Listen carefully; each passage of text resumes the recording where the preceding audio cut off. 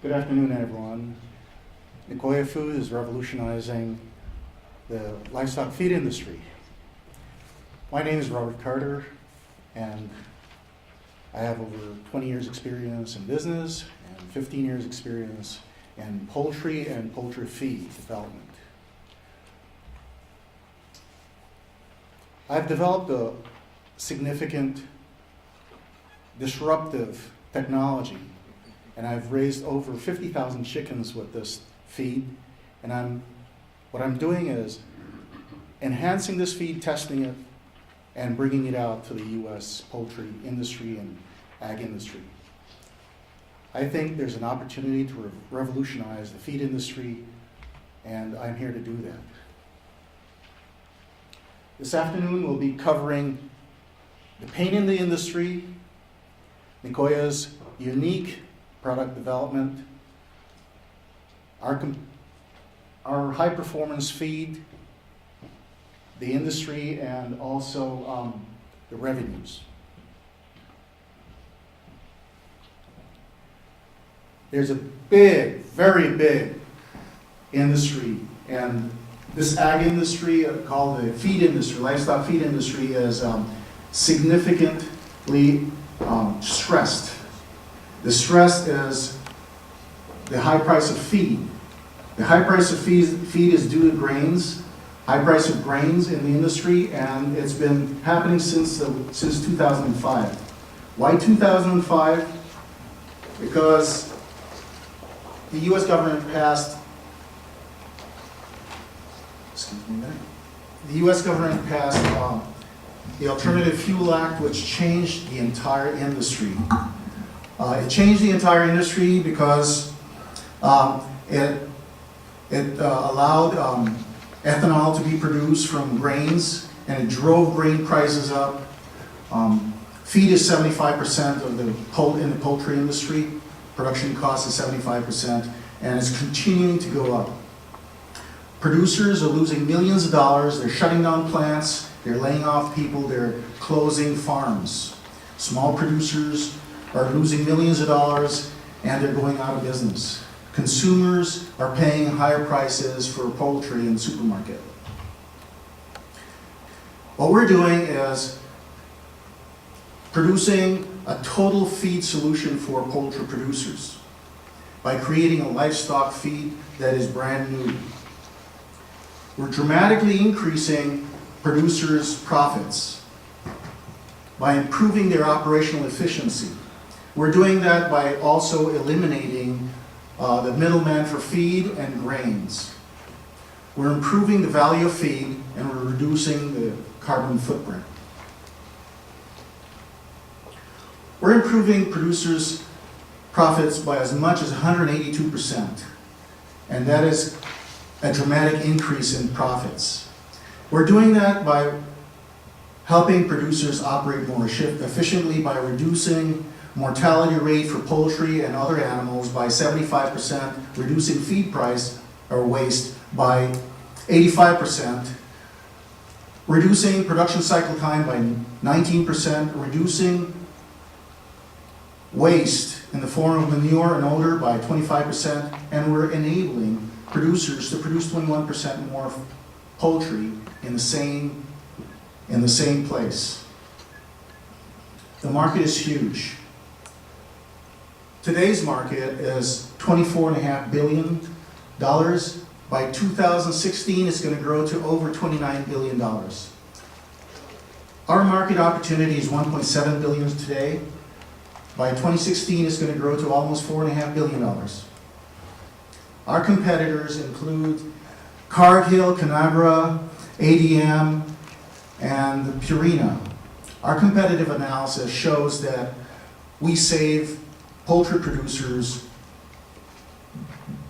costs. We lower costs for poultry producers by reducing their operational efficiency, increasing their operational efficiency and reducing cost.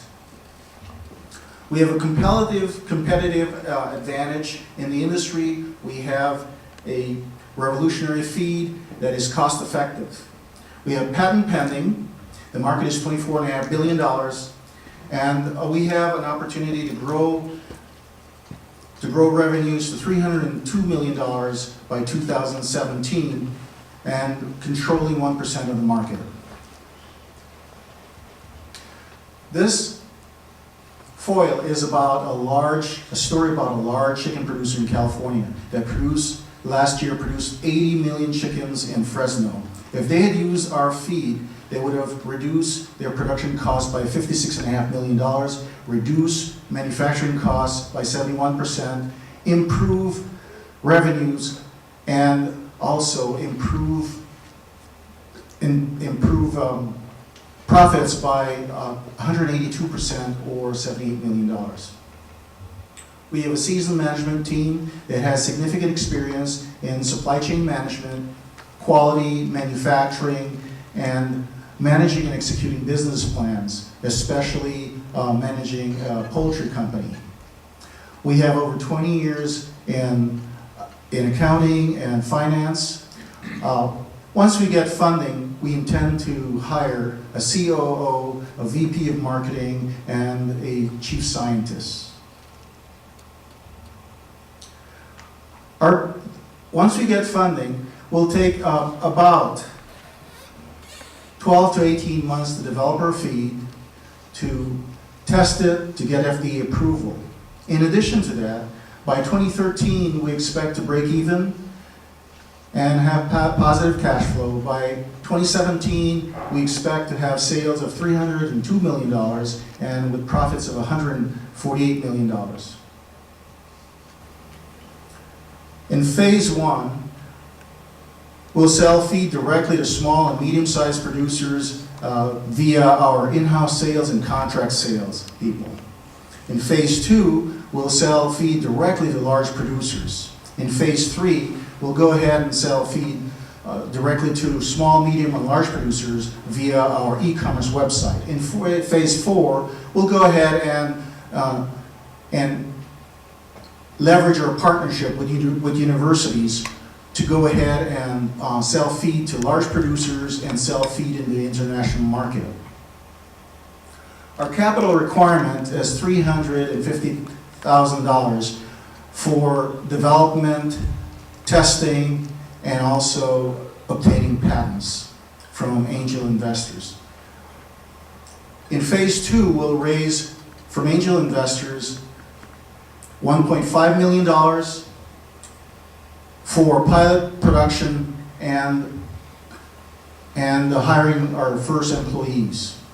In phase three, we'll go ahead and raise $5.25 million from corporate investors, and these are customers and suppliers in order to expand our production. In phase four, we'll go ahead and raise $15 million to expand their production internationally and sell feed internationally. Why invest in Nigoya Foods? For these reasons, you should invest in Nigoya Foods. The market is large. It's $24.5 billion and growing at 3.4% per year. We reduce production cycle time for producers by over 19%. We help producers to be more efficient, thereby enabling them to produce more poultry in the same space and earning a lot more profits with our feed. We also have a strong revenue and strong profits forecast. Our exit plan is to sell our company to one of our competitors, Cargill, Purina, or ADM. Our idea is to have a return, a 5x return in 5 years for investors, and those investors that stay with us will have a return of 10x in 10 years. The upside potential is to enter the $250 billion global livestock feed market and the U.S. livestock feed market, and also producing over 500 jobs in San Benito County. My name is Robert Carter. Are there any questions? You have about 6.5 minutes for questions. Okay. Yes. What makes your feed so much better than anything else that's in the market today? Good question. What my feed does is it's patented, And my feed, the secret to raising poultry is to reduce your production cycle time, reduce your mortality, reduce feed waste. My feed has antimicrobial materials inside the feed. The feed is pelletized, and it's covered with a secret sauce. And this secret sauce prevent moisture, disease, and molds from entering the feed, thereby preserving the chicken or the poultry and preventing the animal from getting sick. So, in essence, producers can eliminate antibiotics and growth hormones. Can ADM produce feed at a lesser cost than it costs you to produce yours? No, they can't. ADM does produce pellets, but what they can't do is to add all the enzymes and the antibacterial agents, etc., and produce it and sell it directly. Their model is selling it through the distributors and so forth. And our business model, is to grow our grains, produce our feed, sell it directly to the customer, and deliver it to the customer. But your feed is cheaper than the standard grain-based feed? Our feed is competitive in price. We'll be selling it for the same price. Our feed is much more efficient because it reduces mortality, it reduces feed waste, and it improves profitability. Maybe I missed the point. Have you already developed the product, or is this still? I developed a baseline feed that I had great results with this feed. I was able to reduce mortality from 6.5% to 3.25%. I reduced waste from 30% to under 4%, and I also increased profit as a result of that, and I reduced cycle time. I was growing organic chickens, I reduced cycle time by 50%. On a commercial scale, or? I was growing, how large was the farm? I was growing 70,000 chickens a month. It's a small operation, but I grew 50,000 chickens with this feed. And what I'm doing is enhancing it. There's a lot of research being done right now at various universities. I'm working with UC Davis and University of Georgia, and they've done a lot of testing with these enzymes that I'm adding. The enzyme costs money, but since I'm able to eliminate two middlemen, the feed middleman and grain middleman, I'm able to sell the feed at the same price and enable producers to reap higher profits. And these enzymes are readily available and FDA, USDA approved? These are FDA approved already, and my risk just got reduced because two manufacturers, they're called feed additive manufacturers, just combined 4 of these enzymes together in one product, and they reduced my risk because part of my risk was combining all these enzymes, and what has been noticed from these research papers is that adding the enzymes together is complementary. It's not disruptive. It's not prohibitive. So that's the reason for planning a 12 to 18 months product development cycle. And in your model, why are you investing in the manufacturing capacity capabilities rather than having regional sub-manufacturers or? Good question. manufacturers? Good question. My business model involves outsourcing everything. For instance, I'm working with San Benito, California, the county. They have a lot of land there. What I'm doing is leasing lands, buying the seeds and fertilizers, contracting a farmer that has all the equipment to produce my grains at a lower cost. Then I'm taking those grains and delivering it to a feed producer and giving them my formulation, giving them all the ingredients to make my feed. Now, in certain regions, the feed manufacturer can't meet FDA requirements. They don't have FDA permits to produce feed. So what I'm doing is, in those rare occasions, what I'm doing is producing the feed myself. But I'm outsourcing everything. So a typical order would be from an iPod. We get an order from a customer. The order blows through to us, seeing the delivery days, the quantities, and the price, and so forth. And our customers our suppliers see that and they fill the order, and the order is delivered to our customer. It seems like your business model is predicated on direct sales and cutting out a very consolidated set of competitors. These are, you put those logos, those are some of the scariest companies in the world. They are. And then secondly, delivering direct and managing all that supply chain. Yes. And I think it seems like, you know, if I was buying your grains, I would be very concerned about being dependent on your supply chain, which is unproven. And so I think that there's some inherent risk in if your whole business model is predicated on direct sales, I think there's some inherent risk. Actually, I'm going after, there are two segments of the poultry feed market. 77% of it is produced by the big producers, Pilgrim's Pride, Tyson, and Purdue Farms. Okay, the other 23% are produced by ADM, Purina, and those people cannot enter that market because they don't have competitive price. Right now, the large producers like Pilgrim's Pride, they buy all the ingredients and they mill it and they give it to their chickens, right?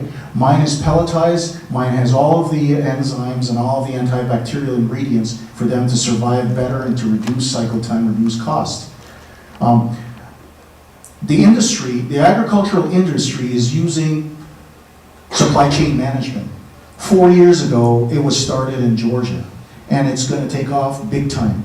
If you are familiar with the high-tech industry like I am, high-tech is all about outsourcing and supply chain management. And so agriculture is going that direction too, and it's growing fast. Okay, that's it. All right. Thank you.